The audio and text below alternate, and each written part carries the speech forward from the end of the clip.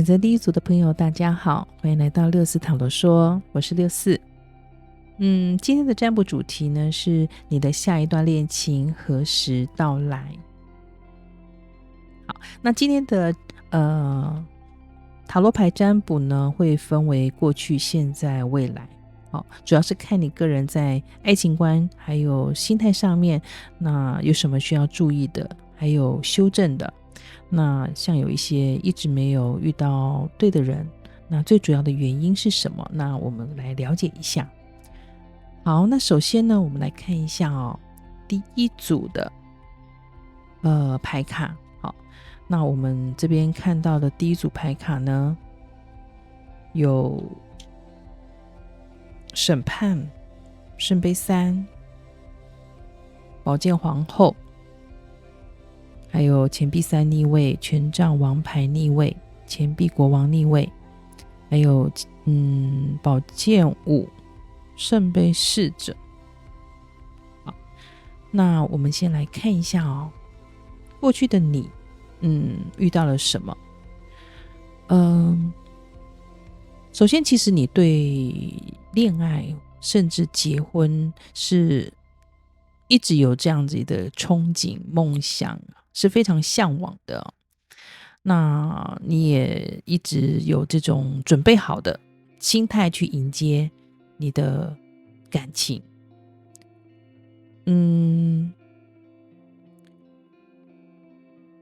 那通常你就是会常常就会遇到就是可能你已经就是不再等待了，可能迟迟未来，然后有些想放弃的时候呢，此时你的感情就进来了。好，会有这样的情形，就是不抱有任何希望的时候，感情就来临了。所以你会想要就是谈一个就是一段感情。好，那但是重点就是你是一个蛮重朋友的，然后朋友也蛮多的，你会常参加很多的聚会啦，然后就经常会忽略到伴侣。对，或者是说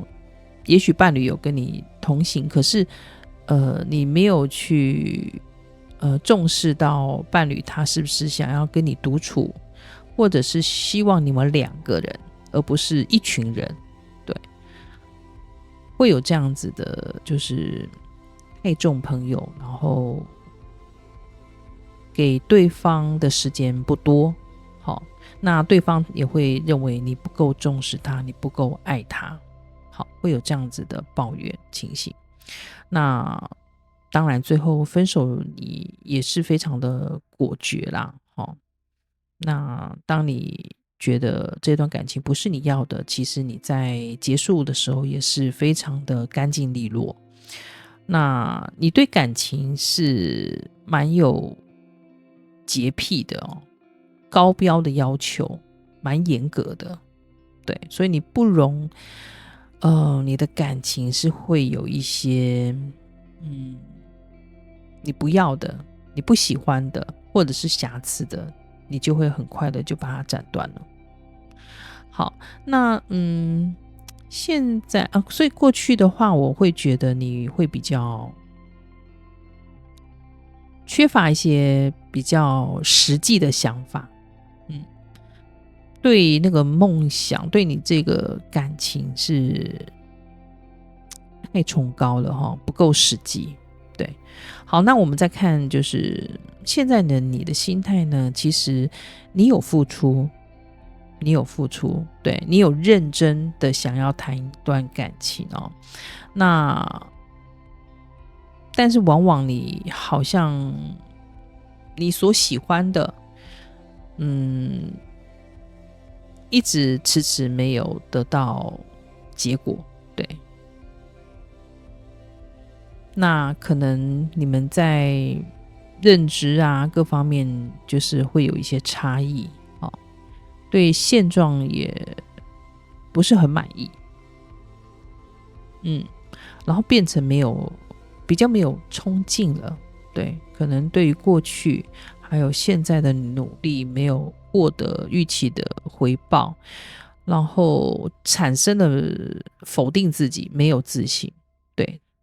甚至怀疑，你真的适合谈这段感情吗？你真的会拥有这个幸福吗？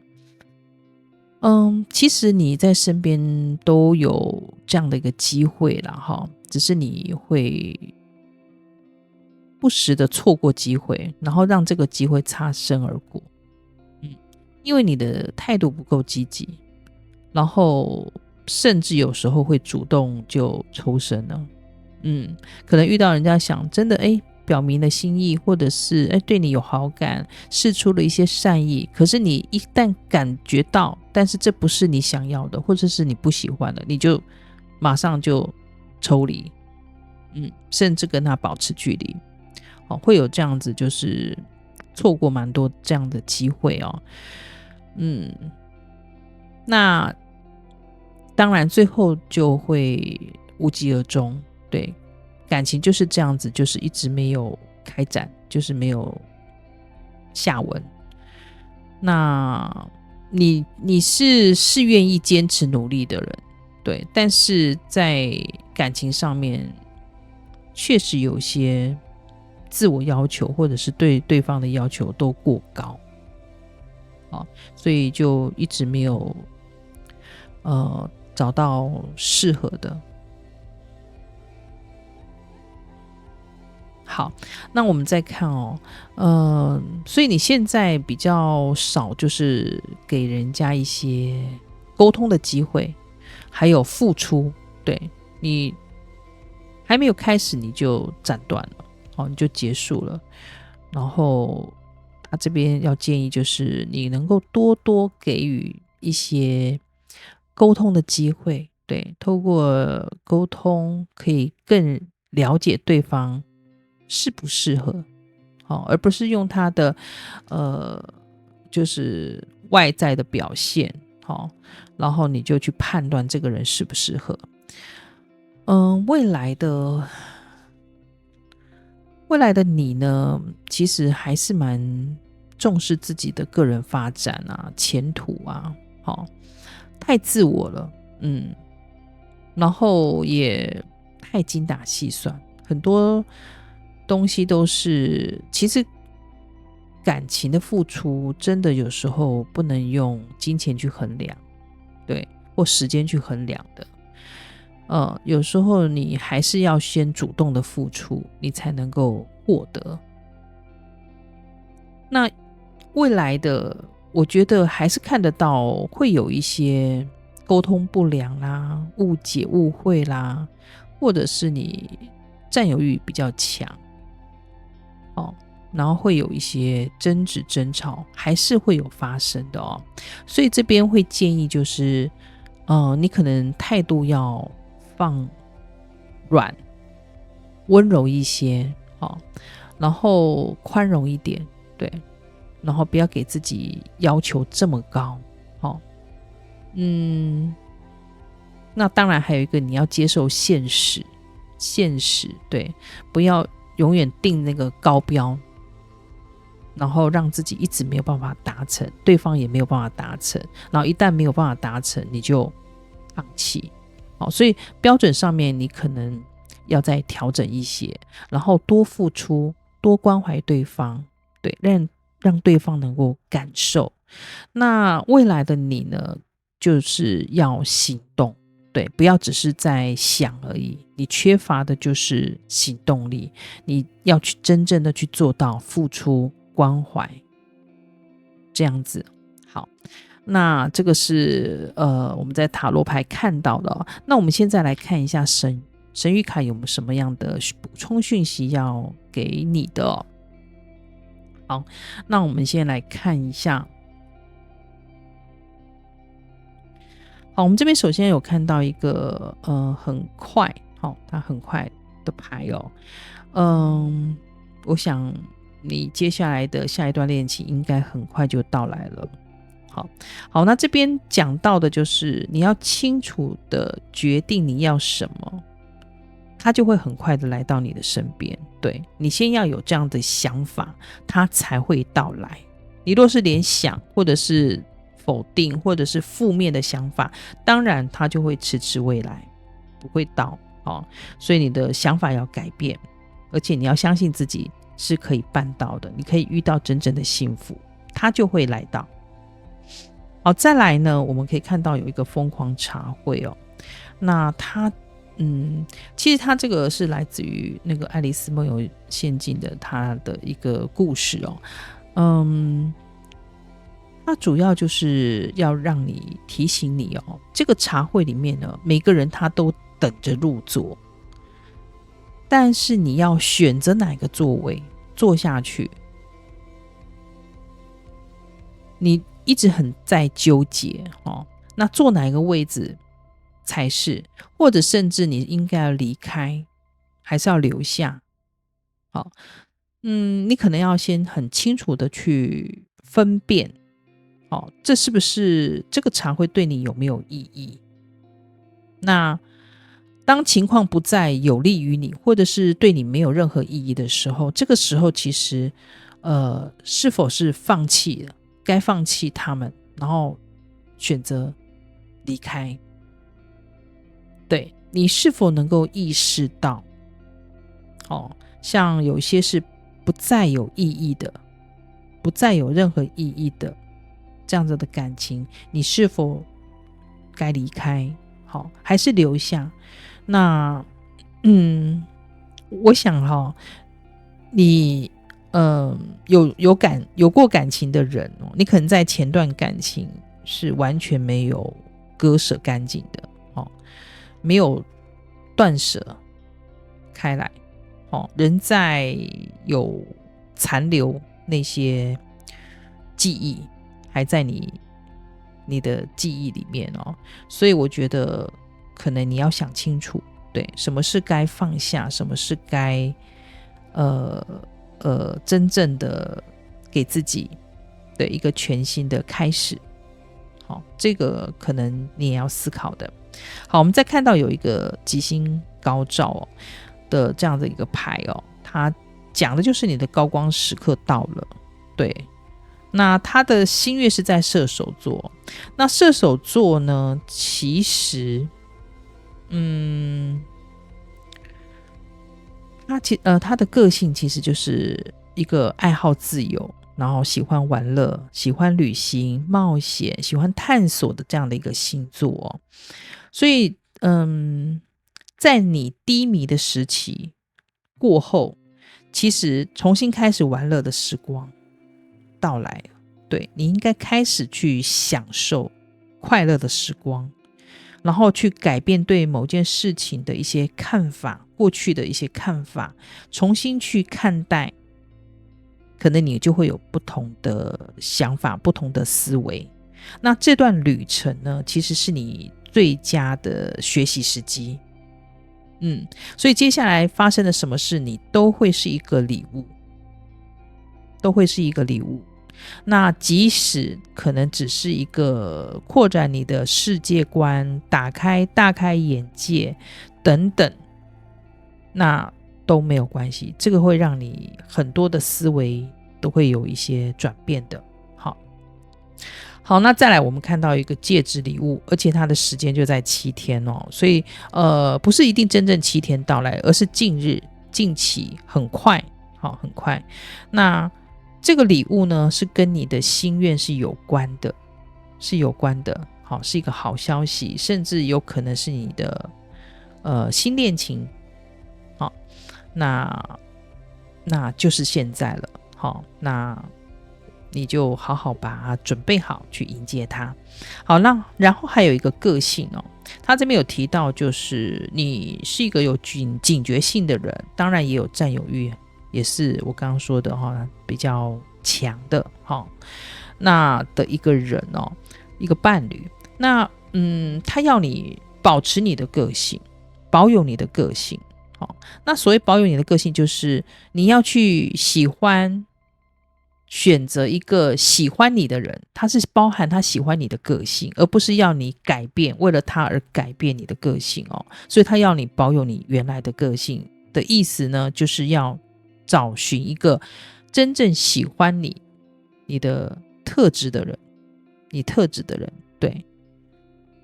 而不是要你去迎合对方。好，那这边再来就是还会有一个狐狸，我们都知道狐狸是比较虚假伪善的，容易说谎的，是一个很聪明的人哦。那他这边要讲的就是说，你最近身边可能会有遇到这样的一个人哦，你可能要就是稍微留意一下，然后是否能够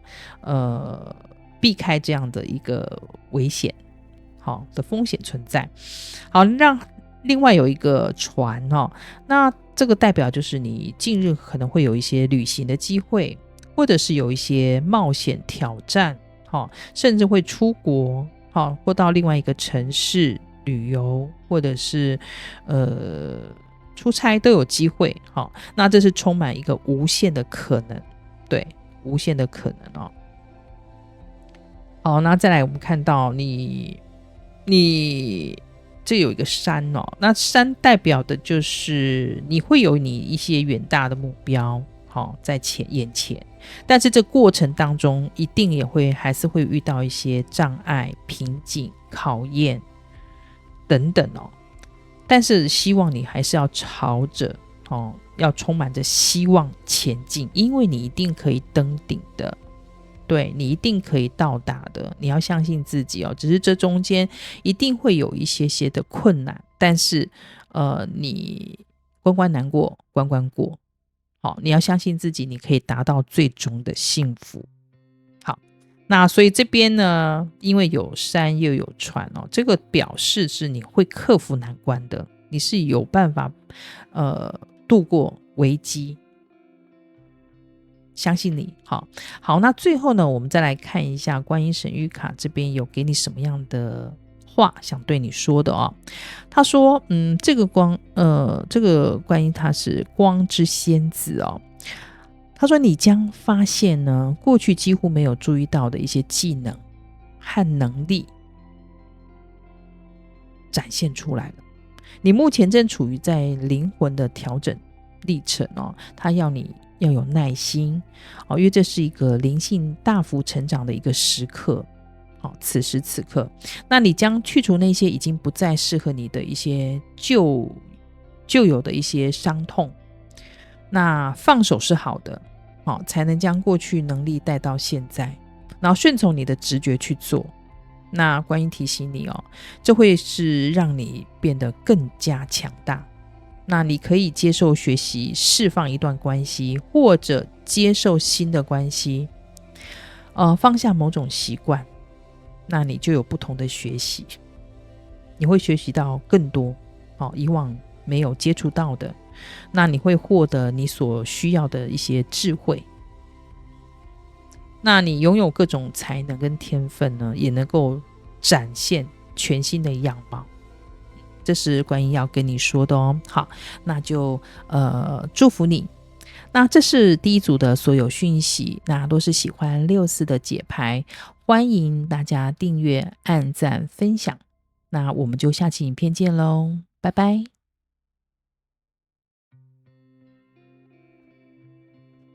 好，选择第二组的朋友大家好，欢迎来到64塔罗说。我是64。今天的占卜主题呢是你的下一段恋情何时到来哦。这是一个爱情占卜，也是大众占卜，它无法连接到每一个人的状况所以希望大家听取对自己有益的讯息。好，那今天的塔罗呢，我们会分成3个部分一个是过去、现在、未来。主要是看你一个人在爱情观还有心态上面有什么要注意的，或者是修正的。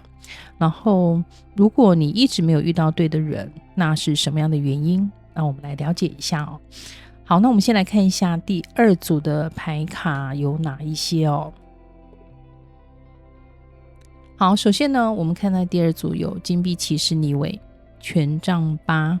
宝剑国王逆位，还有宝剑7、钱币4逆位、权杖9逆位、战车、权杖10逆位、力量逆位。好，我们对应的星座呢，能量有处女、射手、水瓶、摩羯、巨蟹、狮子哦。这是主要的能量哦。那没有对应到也没有关系。好，那我们再来看哦。首先，过去的你呢，对于感情是过于谨慎，然后很小心翼翼的哦。那也很害怕，对，害怕这个感情这样的一个挑战，可以说是一个挑战哦。因为对你来讲，其实对新的东西你都会很谨慎的，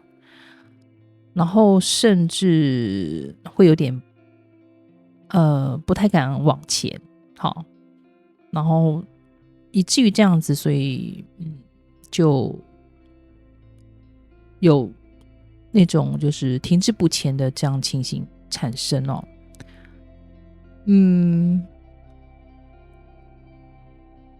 那一旦感情来了之后呢，你们的发展是非常的迅速，非常的快速哦。那也因为太快的进入感情，所以呢还没有完全的去认识对方，了解对方，然后有某些部分是没有很清楚就发展感情了。对，所以在这样子的没有思虑很周全的情形之下呢，所以你们感情就会有发生一些分歧。对，可能事后才发现啊，个性不是那么的投合，或者是说可能你们的价值观或者是对未来的愿景有一些差异，甚至你们的某一些对待事物的看法啦、兴趣啦，后来才发现不是那么的投合。好，那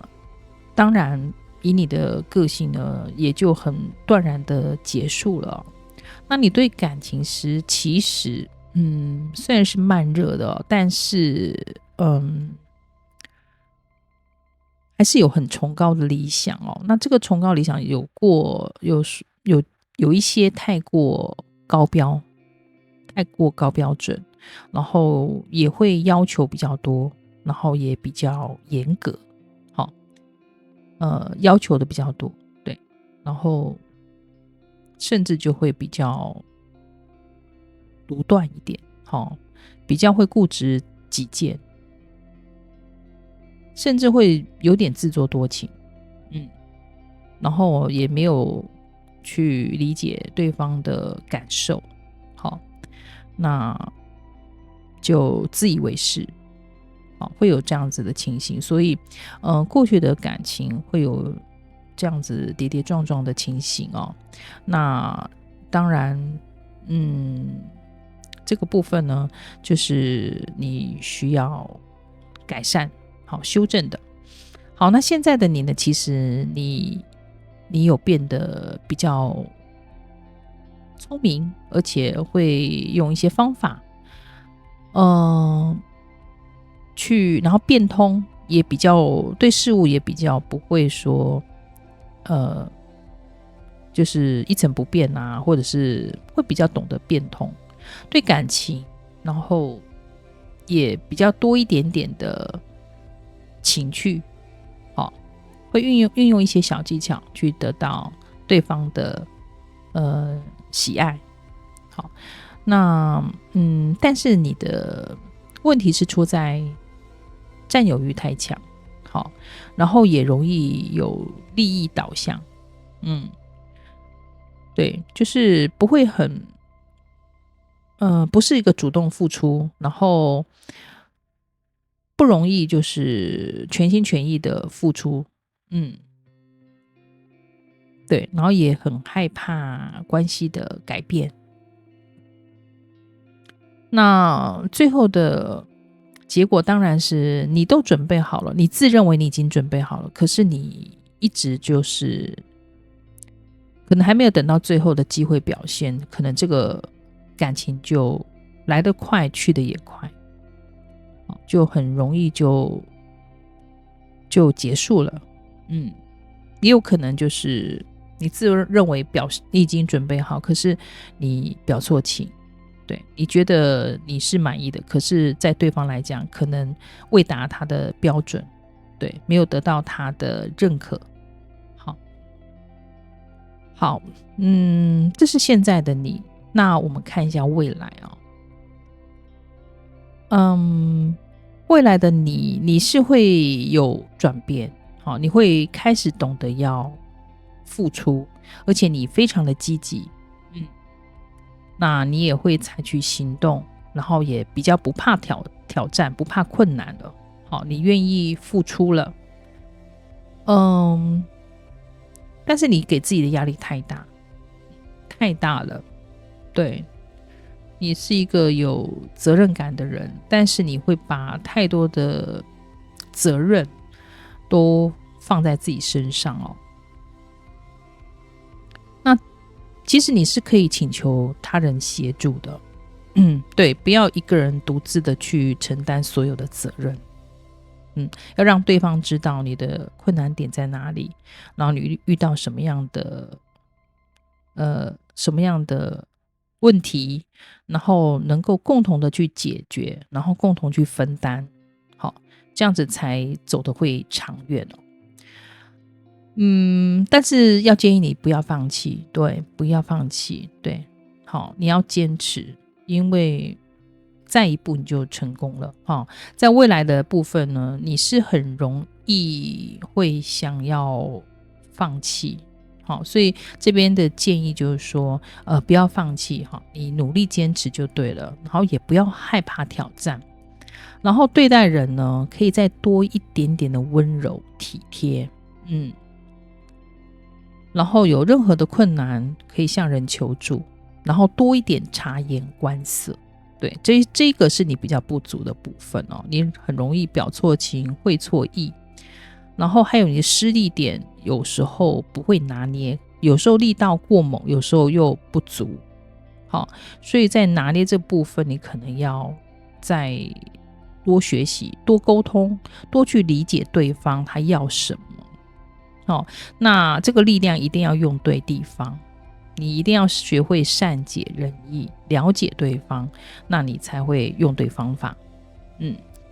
好，这是对这个未来的感情给你的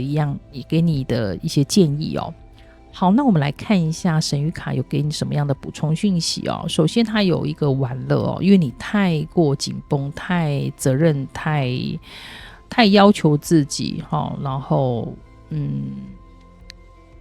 就是尘封太久了，对，他要你就是放松心情，去找一个你有兴趣的会带给你快乐的一些，不管是旅行还是学习或什么样的课程，让你能够轻松以对，把这种责任这种压抑能够轻松一点你可以去探索大自然啊，或者学一些戏剧表演，去发泄一下情绪啊，或者是对一些新的兴趣事物啦，都去接触，对，这会振奋你的心情，而且会更新你的能量，对，鼓励你一下，可以在此时然后去玩，享受一下，放松一下好，这边有一个通往新世界的小门那这个就是要让你再次的确认这段感情是你要的吗？你在确定你要进入这段感情吗？你想进入那个花园吗？对，那你想清楚了，你确认你已经都准备好了，你就勇敢去吧。好，不要怎么讲，就是想太多，然后迟迟不敢踏出那第一步。只要你想清楚，你就行动，然后这是一段全新未知的，一个旅程。好，再来这边有一个年龄差异那你会遇到一个大概可能会有一些年龄差在4-5岁以上的那个时间点是在夏季，也就是此时夏季那你会有这样的机会遇到。那虽然有年龄的差异这是不大的，但是你们有很多共同可以聊的话题，有很多相似的背景、共同点、兴趣，或者是你们的喜好，甚至你们在工作上可能都会有一些可以聊的话题，那频率是很相通的，你们的频率是相通的，那包括你们过去有相同的经验，那所以呢，这段感情即使有年龄的差异，但是不会影响你们之间的感情的怎么讲，就是浓郁度，一样很亲密、很坚定、很稳固。再来就是你的承诺受到了考验上弦月，那这个就是也许你曾经允诺某人，或者是承诺了谁，答应了什么事情而没有做到，或者是做得不够理想，而受到了可能责备，或者是开始对你不信任，那这是一个小危机。对，你把考验看成是通往你要预定目的的一个垫脚石，对，它是可以跨过去的，它只是中间有一点点的绊脚，但是你是可以跨过去，而且会走得更好。你相信这个暴风雨是会过去的，你只要坚强一点，然后去面对问题，然后去找机会能够弥补。原则上这个只是一个小的挑战，对你来讲是不会构成太大的危险。好，那再来有一个就是这边还有讲到有一个他说你正在接近目标的途中了，你快要达标了，而且会有好的结果，只是说目前你还没有看到，但是他的你要的感情已经在路上了。你仍然需要坚持，而且继续努力。你需要对某人或某事重新再做重新的许诺。对，也许你的承诺没有实现，但是你必须对这个承诺再重新评估，再去允诺。那你有多想要，你越想要，它就越快出现。对，你要记得，这个出现的时间点是跟你想要的那种程度是有很大的关联的，你越想它越早就会出现。好，再来就是这边有一个长的距离，长途。好，那所以有可能你遇到的对象呢，他可能跟你会有一些长距离，可能他在外县市、别的国家等等这旅途是有些遥远但是这边要讲的就是他说爱是没有距离的，它是可以超越时间跟空间的。对，所以不要因为这个长远的距离而放弃了那这边还有一个就是鹳鸟鹳鸟就是移动、变化、搬家、迁移这样的一个讯息，所以有可能你会为了它就是移居城市，然后或者你也有工作的机会去到国外出差。那当然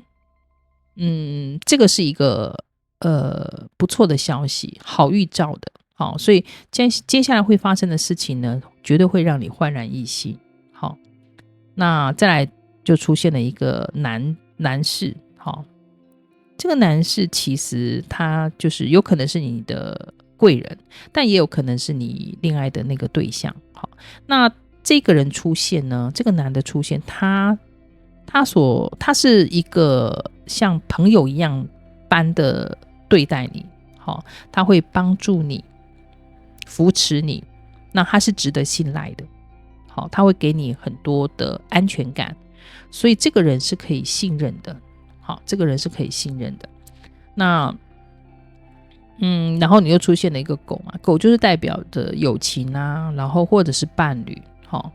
那它是值得信任的，然后可以信赖的，而且它是一个挚友，它会帮助你的。好，那再来呢，出现了一个画技那这个画技呢，其实它讲的就是在感情上你是非常在意对方的，那你对对方其实你会付出的多一些，那当然你可以对应因为这个画技有可能是凸显的是你在感情上面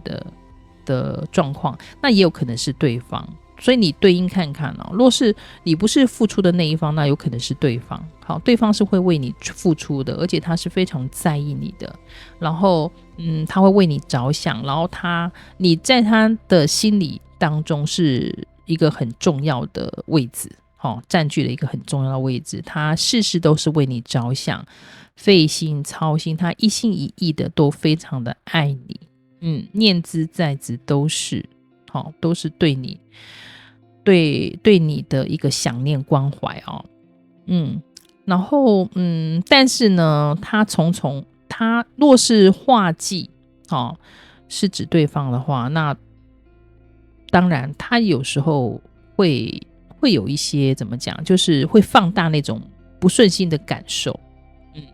会有点点钻牛角尖，然后甚至会有一些处于弱势的状态出现那这一点可能是要稍微留意的那若是你的话，那就是你有这样的一个情况，你也是要特别注意。那对方的话，其实若是对方的话，那也是一样。我觉得感情当中不要是一种它是平衡的，它是相对的，不要只有一方付出而一方就是很欠缺没有付出，那这样子是不对等的。我觉得路要走的长远，其实要相对的付出，相互的理解，那个关系是平衡的，它才有办法走得长远。好，那最后我们来看一下那个观音神谕卡，它有什么话想对你说然后这个观音呢，它是永恒的宝藏他说为你疗愈者的角色感到自豪所以我相信你是一个可以疗愈自己也可以疗愈他人的人对，你可以疗愈，你是一个可以把疗愈的事情做得非常好的人，那也许你正在从事这种可以疗愈他人的这样的一个工作他说你的灵魂会带给人类特别的疗愈之光这正在展开你要记得照顾自己，在情绪和生理上都能够照顾，达到平衡你可以多做一些瑜伽啦、冥想啦，这些都会对你的疗愈力能够提升力量，可以更好达到更高的一个灵性疗愈那你要从爱的层面出发，相信你的直觉，允许你荣耀自己独特的光，你就是有跟人家与众不同的，然后你真的是一个非常棒的疗愈者，所以你同时接受你可能需要的疗愈，你自己也可能需要人来疗愈你，但是你也可以帮助他人疗愈别人。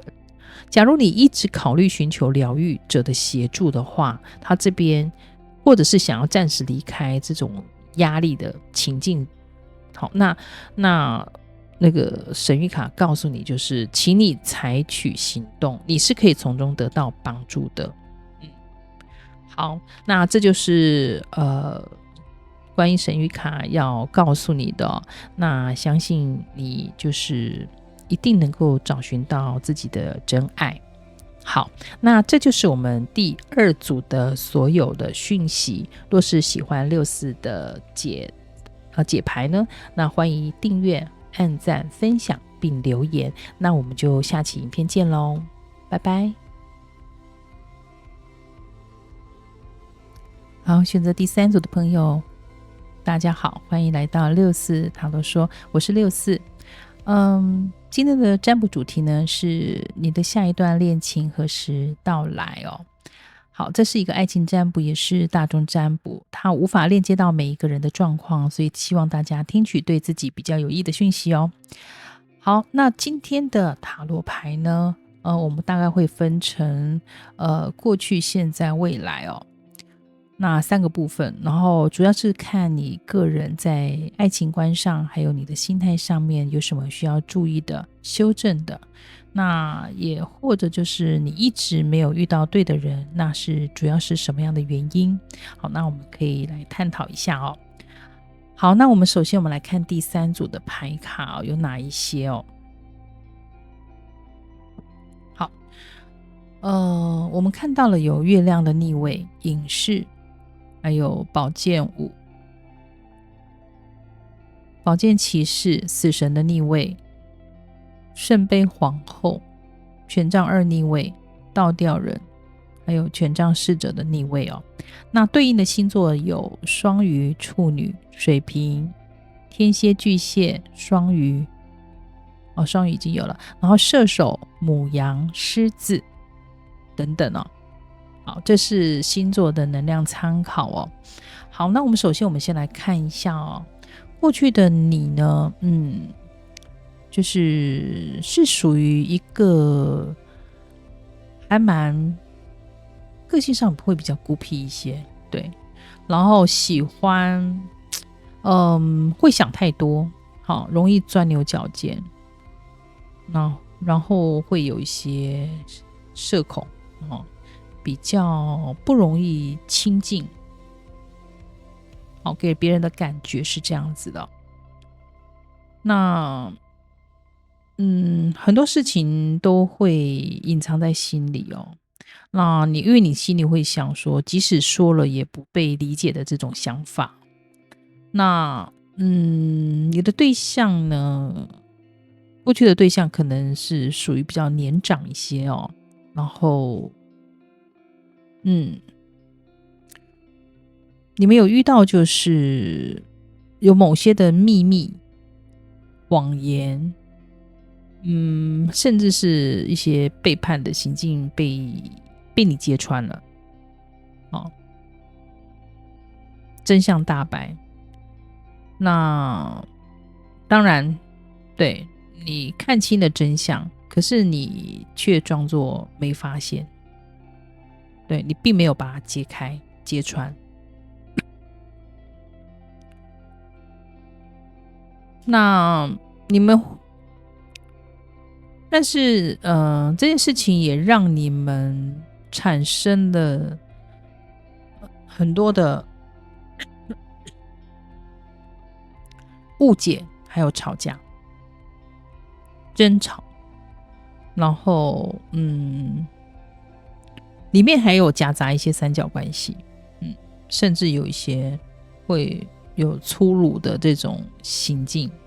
为。甚至会埋怨对方，不能理解等等。对，你们会因为这样的事情，然后导致了分手啊。好，那我们来看你现在哦。现在其实你仍然是勇往直前，你也不怕挑战，还是一个非常勇敢、果决的一个人哦。那你也一直朝着你想要的目标去前进努力。但是因为过去的种种呢，对你造成还是有不小的一些影响哦，所以你对过去呢仍然忘不掉。那就是没有勇气去下决心，然后也没有办法接受改变，还是放不下过去，没有勇气去接受事实。好，会有这样的情形哦。当然最后选择离开哈。那其实你对这件事情的看法哦，你也愿意，你也接纳了，也看清了这样的事实。你的直觉是很敏锐的。那你选择就是理解，对，你选择理解，也放过自己，选择放过自己，也放过他，对，所以最后是这样子的一个情形哦。好，那我们来看你未来，未来你其实是有计划的，是有在计划接下来的路，感情的路该怎么走，你是已经有一个方向的，但是你没有把握，你仍然害怕再次失败，再次失去，所以你很焦灼，对，这样子未来的路到底要怎么抉择？对，要前进呢，还是选择放弃？好，那所以未来你可能还是会维持现状因为你的思虑会更清晰，你的思虑是很清晰的，然后你也一直很冷静的去思考你的未来。那这边会建议是说，你不要有过多的期待还有希望，很多事情让它顺其自然，然后你要去了解你内心真正的想法，然后你会比较处在被动的状态，那你也会跟人保持一定的距离，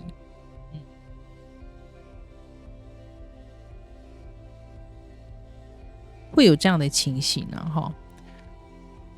好，那这是你未来会有这样子的一个状况那我们来看一下那你的恋情还有没有机会，然后是什么时候，好吗？好，首先我们看到神谕卡它的第一个讯息就是相互依附，其实这个要表达就是，其实你对于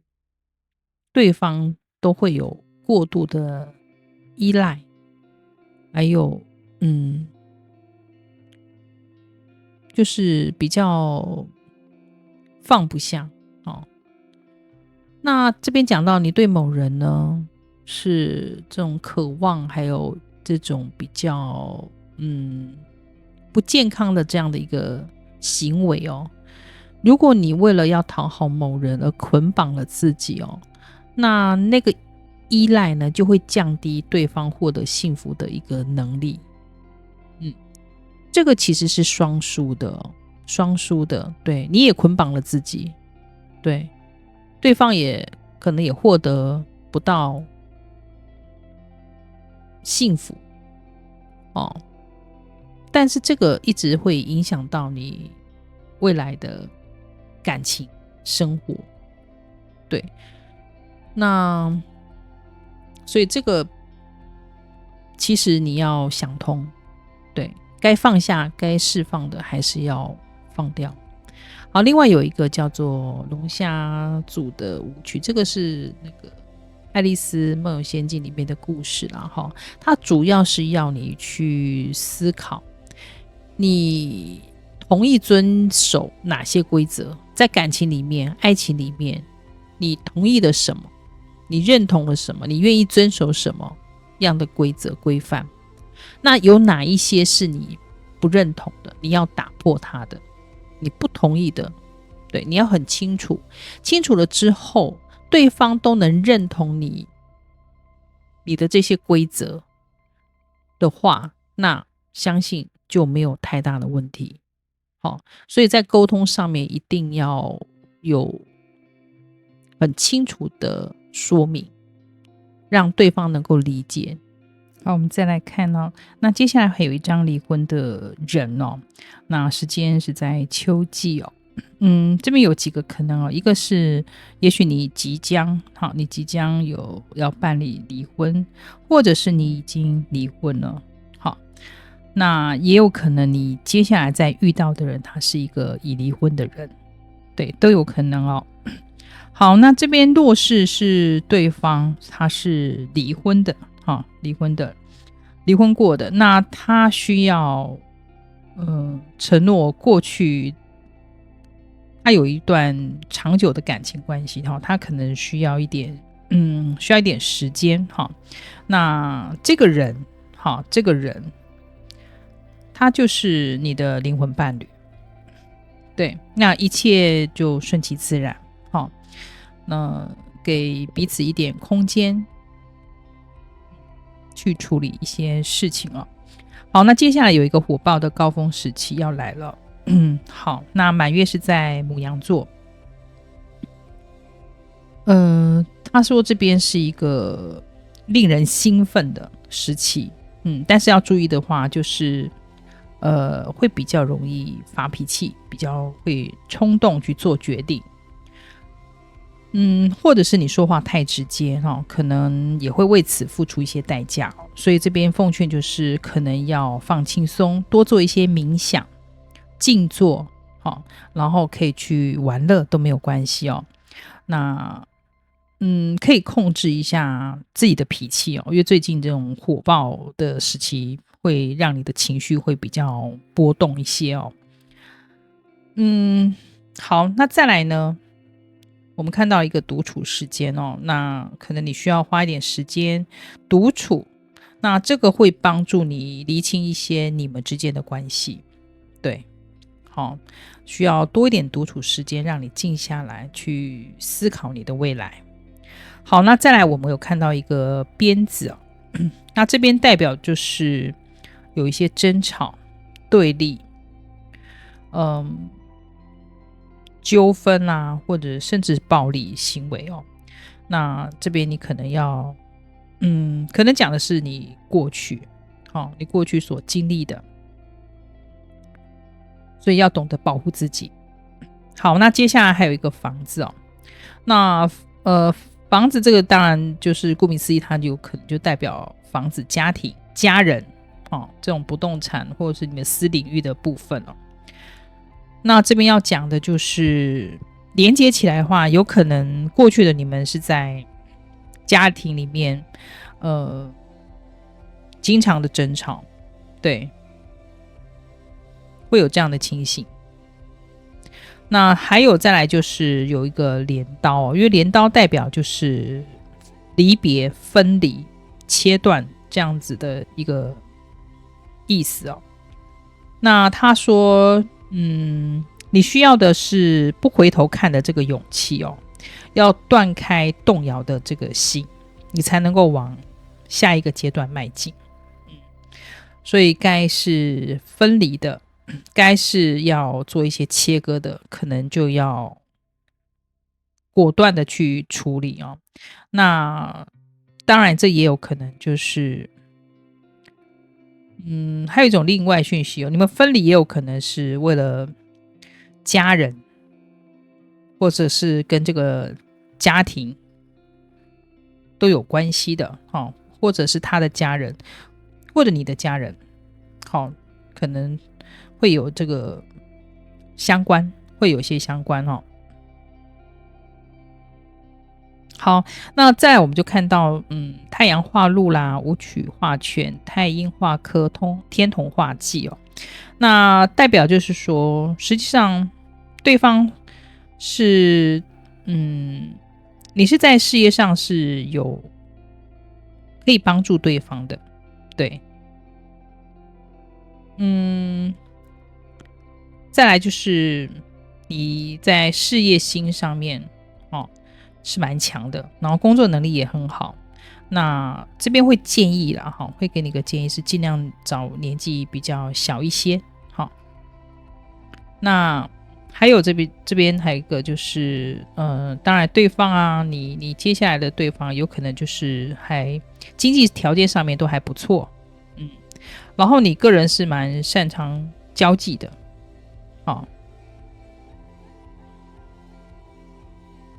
然后懂持家，然后是这样子的一个情形哦。那天同化忌呢？天同我们都知道它是一个福星，它是一个享受之星，但是因为它化忌了，表示它有受阻，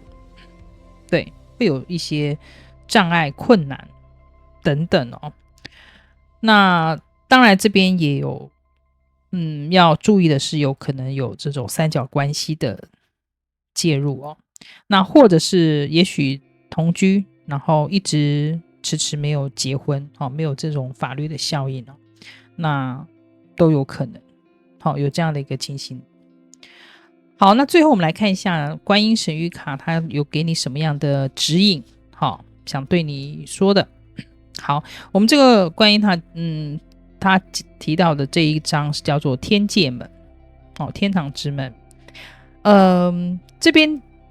有部分的人，你可能有敏感的体质，或者是灵异体质，你可能会受到这种层次比较低的灵体啦，或者是一些灵异的存在哦，你可以感受得到。那你需要将他们从你的能量场中去释放，否则你会感到一些愤怒啦、疲累啦、耗竭等等